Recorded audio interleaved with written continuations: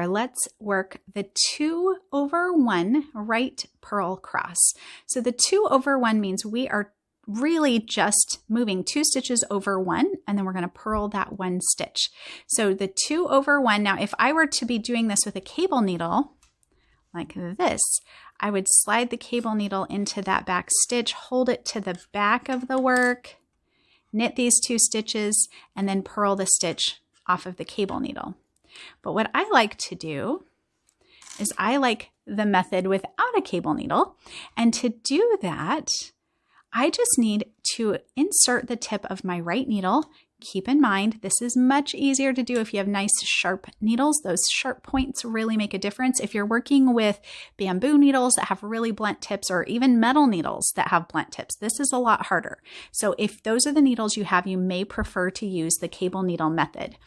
But you want to take the tip of your right needle and slide it through the stitches first that need to go over the front. So since these 2 stitches here need to go over the front of this stitch, the tip of this needle first needs to go through those 2 stitches, right?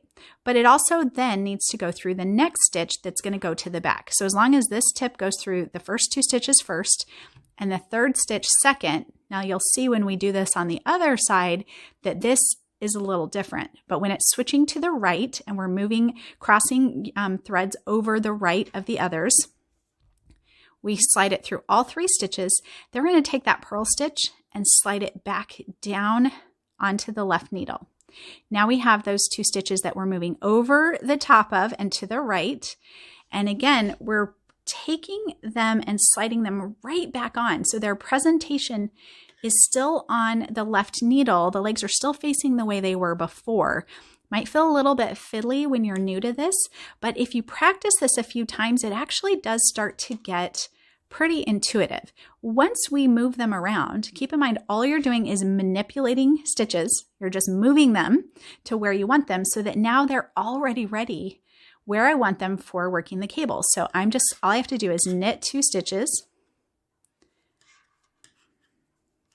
and then purl that stitch that we moved over to the left, and I've moved that cable to the right, and I have 1 purl bump that I moved to the left. So all I did was flip the stitches 2 stitches over 1 and then purled that stitch. So that is the 2 over 1 right purl cross or right purl cable.